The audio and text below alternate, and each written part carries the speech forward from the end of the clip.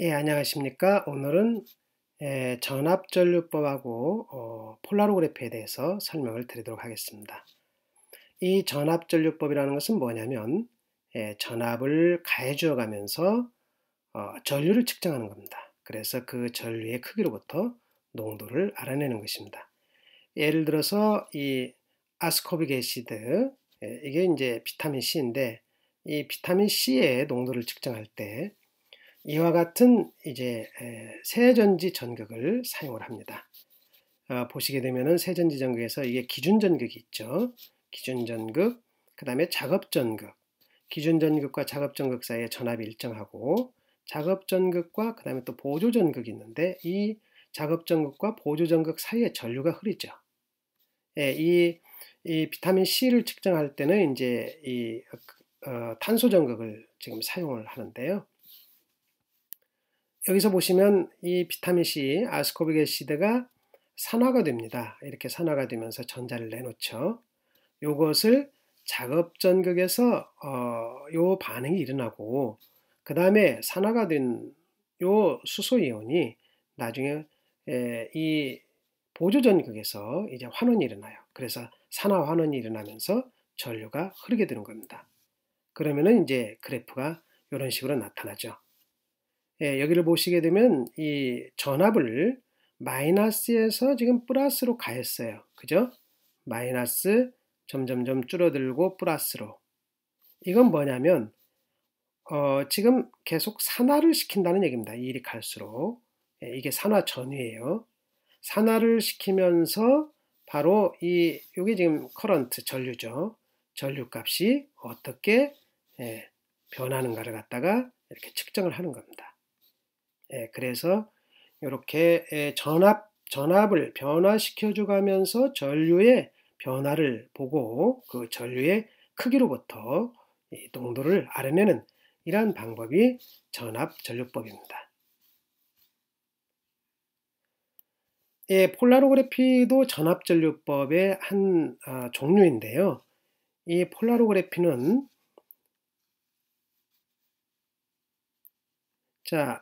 적하수은 전극을 사용을 합니다.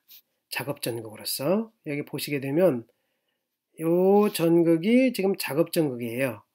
여기에 수은이 떨어집니다. 이렇게 떨어지는데 이 수은은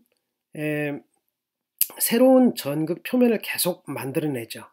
만들어졌다가 떨어집니다. 그리고 또 만들어졌다가 떨어져요. 이것을 자동으로 여기서 제어를 해줍니다. Electronically Controlled Mercury Drop Dispenser라고 지금 되어 있죠. 그러니까 이 제어가 되는 거죠. 그리고 이것이 이제 작업전극이고, 그 다음에 작업전극과 기준전극이 있어야 되겠죠. 여기 보시게 되면 일정한 전압을 나타내는 부위, 여기 지금 표시가 되어 있는데, 전압을 일정하게 유지를 시켜주죠. 이게 지금 기준전극인데 칼로멜 전극을 썼죠. 그리고 이제 보조전극으로는 이 백금전극을 썼습니다. 이게 백금전극이고요. 그런데 이것의 특징은 뭐냐면, 요것은 이제 이 작업전극에서 환원 반응이 일어납니다. 그러니까 환원 반응에 쓰는 거예요. 작업전극에서 환원 반응이 일어나는 그런 시스템의 요 폴라로그래피를 쓰는 겁니다. 수은전극은 특별히 환원 과정에 유용하다고 그러는데, 왜 그러냐면 이 수소의 환원이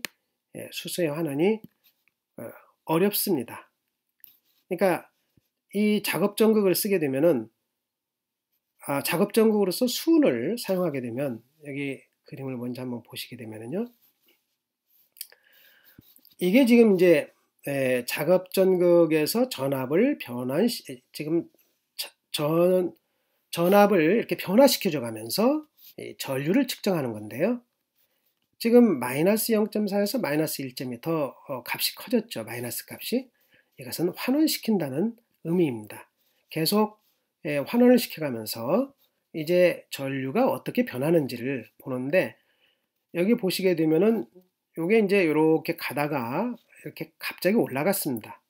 이 갑자기 올라간 것은 이 수소 이온이 환원되면서 전류가 흐르는 거예요.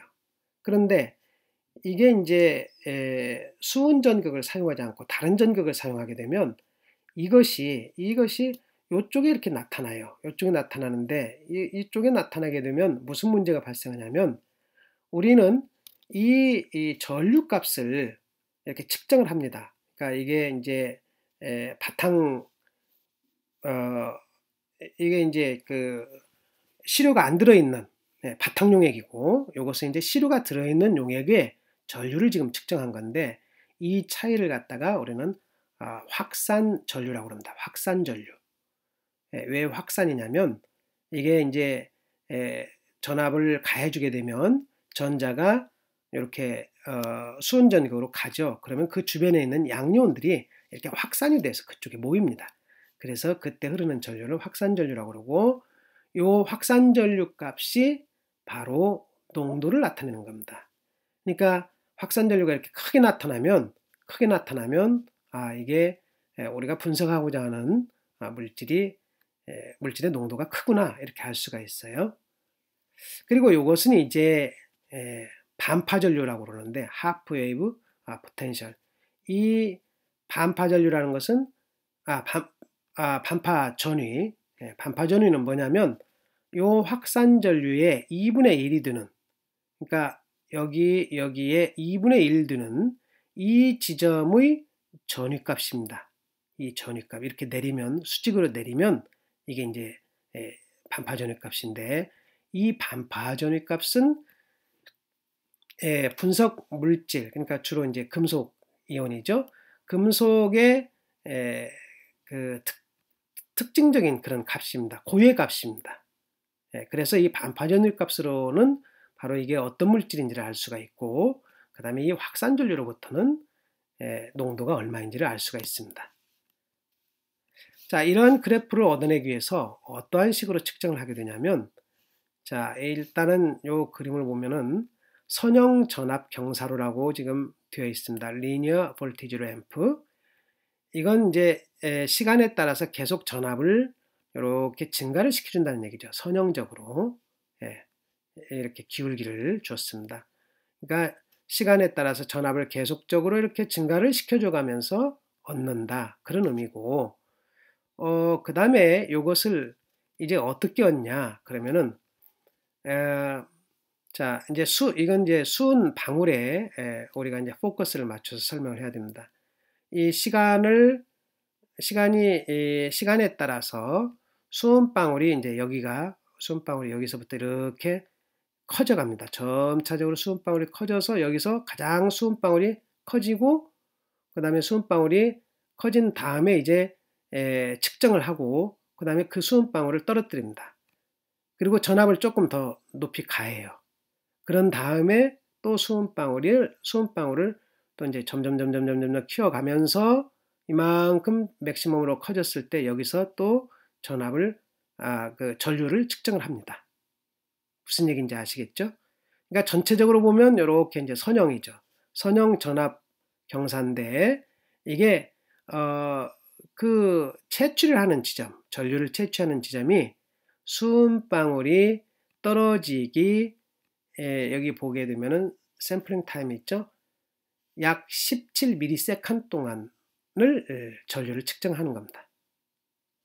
그러니까 처음에 생성이 돼서부터 떨어질 때까지인데 그 떨어지기 직전 17ms 동안 측정을 한다 그런 얘기입니다.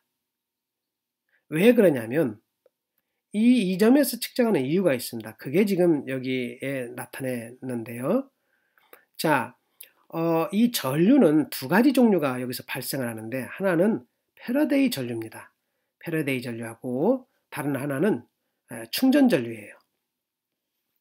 충전 전류인데 패러데이 전류라는 것은 전극에서 산화 환원 반응에 기인하는, 그러니까 순수하게 우리가 산화 환원 반응을 시키면서 거기서 흐르는 그러한 이제 전류고, 충전 전류는 전극으로 이제 전자를 우리가 보내주잖아요. 그러면 그 전자하고 용액 속의 이온들 간의 이제 정전기적 어떤 인력이랄지 또는 같은 이온끼리는 이제 청력이 발생을 하죠.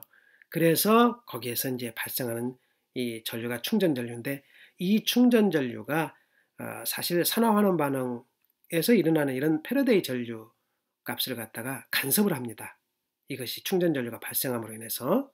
그래서 충전 전류가 최소가 되는 지점을 택해야 돼요. 그게 어떤 점이냐면 바로 이 떨어지기 17ms 떨어지 전입니다. 여기 보시게 되면 처음에 수은방울이 생성이 돼서부터 떨어질 때까지의 패러데이 전류와 충전 전류의 변화를 보면, 패러데이 전류는 이렇게 떨어지죠. 충전 전류는 굉장히 빠른 속도로 떨어져요. 이게 급하죠. 그래서 이 두 개의 차이를 이렇게 내보면, 그리고 이제 이 충전 전류는 거의 떨어지기 전 17ms 동안에는 거의 이제 제로에 가깝게 되죠. 패러데이 전류는 처음보다는 떨어졌지만 그래도 요 충전 전류가 간섭을 하지 않는 그런 부분입니다. 그래서 떨어지기 전 17ms 동안에 측정을 하는 것입니다. 그렇게 측정을 해서 아까 보신 것처럼 이렇게 이제 그래프로 나타난 것이 폴라로그램입니다. 그래서 전압을 처음에 낮은 마이너스 전압을 가해줬을 때는 전류가 흐르지 않아요. 그런데 서서히 전압을 가해주게 되면 이렇게 전류가 흐르는 겁니다. 이것은 이제 샘플에서 나온 거고요. 그 다음에 이것은 아까 설명드린 것처럼 그냥 샘플이 없는 이런 바탕용액에서 측정한 겁니다.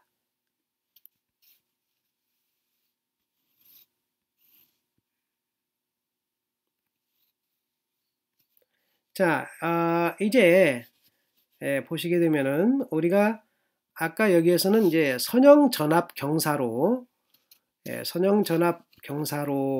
방법을 사용했지만, 여기에서는 이제 네모파 전위 값을 주어서 전류를 측정을 합니다. 그래서 네모파 전압전류법이라고 그러는데, 이 네모파 전압전류법이라는 건 뭐냐면, 이 전압을 그냥 이렇게 일정하게 가하는 것이 아니라 이렇게 전압을 가했다가, 그러니까 이건 환원성입니다. 그러니까 전자를 많이 가해주는 거죠. 전자를 많이 가해줬다가, 그러니까 환원을 시켰다가 나중에 이렇게 산화를 시킨 거예요. 환원, 그 다음에 산화, 환원, 산화, 이런 식으로. 그러면 어떤 현상이 발생할까요? 이 수은전극에서 환원이 되면은, 환원 전압을 가해주면은 거기에 이제 그 환원이 돼가지고 중성 원자로 달라붙게 되죠. 그런 다음에 다시 이제 산화를 시켜버리면 그게 산화돼서 떨어져 나갑니다. 그런 식으로 환원, 산화를 이렇게 반복해서 가해주죠. 그런데 이게 이제 아까 그 선형 전압 경사로처럼 이렇게 전체적으로는 이렇게 전압을 높여줍니다. 그렇게 해서 이게 스퀘어 웨이브하고, 그러니까 네모파하고 이게 이제 계단식파하고 같이 두 개를 합해 놓은 그러한 지금 모양입니다. 이렇게 하게 되면 어떠한 장점이 있냐면, 자, 증가된 신호를 보여준다고 그랬어요. 네모파 전압전류법의 장점이 증가된 신호다. 이게 이 차이가 크죠. 이게 여기가 이제 환원된 그런 전류값이고 여기가 이제 산화된 전류값이기 때문에, 여기에서 요놈 환원에서 산화를 빼면 요건 이제 마이너스거든요. 빼기 마이너스니까 이게 플러스가 되는 거예요. 그러면 차이를 내는 거니까, 그러면은 이제 그 차이 값이 크게 나타나죠. 그래서 일반 아까 우리가 봤던 처음에 이런 샘플드 커런트, 요건 이제 채취된 전류전압법인데, 다시 여기로 한번 넘어가 볼까요? 여기 보시게 되면은 우리가 채취된 전류 폴라로그래피, 샘플드 커런트 폴라로그래피라고 그러는데, 요게 왜 채취된 전류라고 하냐면 바로 요 부분에서 이 부분에서 샘플링을 했기 때문에 샘플드 커런트 폴라로그래피라고 그렇게 얘기를 합니다. 예, 다시 넘어가서요. 그러게 되면 이 샘플드 아까 그렇게 측정한 것은 이렇게 이제 전위값이 작죠. 예, 이렇게 전위값이 작습니다. 그런데 이 네모파를 사용하게 되면은 이렇게 값이 크게 나타나고, 그 다음에 두 개의 차이를 이렇게 또 이제 기록을 하게 되면 이렇게 봉우리 형태로 나타납니다. 봉우리 형태로 나타나는데 이 봉우리가 어디를 나타내냐면 바로 반파 전위값을 나타내요. 그래서 이 반파 전위값을 우리가 정확하게 측정할 수 있고, 예. 그 다음에 요게 이제 예를 들어서 우리가 분석하고자 하는 것이 두 개가 섞여 있을 경우에, 두 개가 섞여 있는데 이제 이게 섞여 있으면은 이 차이가 별로 안 날 경우를 생각했을 경우에 이 그래프가 요게 변곡점이 두 개가 생기는데 그 두 개를 우리가 잘 구분을 못 해요. 요 샘플드 커런트를 가지고는. 그런데 이렇게 이제 네모파를 우리가 사용하게 되면 봉우리가 이렇게 이제 이렇게 근접해 있어도 봉우리는 우리가 쉽게 구분을 할 수 있죠. 예, 그런 장점이 있습니다. 그래서 이 미분 봉우리 모습은 서로 이웃하고 있는 신호에 더 나은 분리를 해주고, 그 다음에 이 방법은 굉장히 빠르다고 합니다. 그러니까 샘플드 커런트보다도 약 15분의 1 정도 이렇게 짧은 시간에 측정할 수 있다고 합니다. 자, 그 다음에 이제 마지막으로 무엇에 대해서 우리가 배우냐면은 이제 벗김 분석.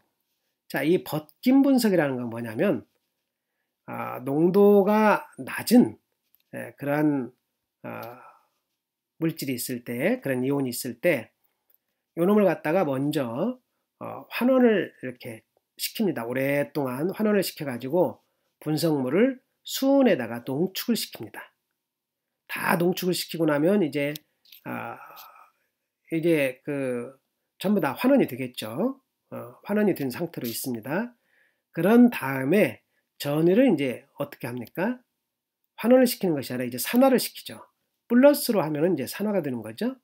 그러면 이제 분석물이 산화가 되는 거예요. 그러면서 산화가 될 때 전류가 흐르겠죠. 그때 이제 폴라로그래피 신호를 측정을 합니다.